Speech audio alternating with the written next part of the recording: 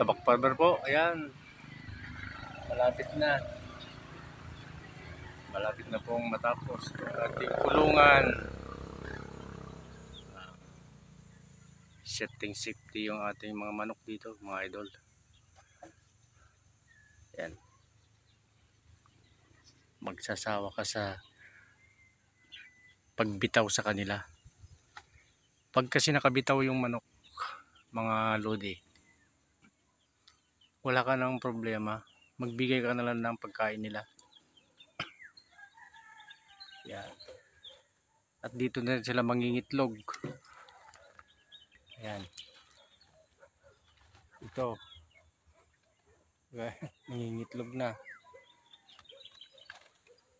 Ating manok na isa. Meron na akong nagawa siyang itlogan. Ayan. Tabak farmer po. Bye-bye.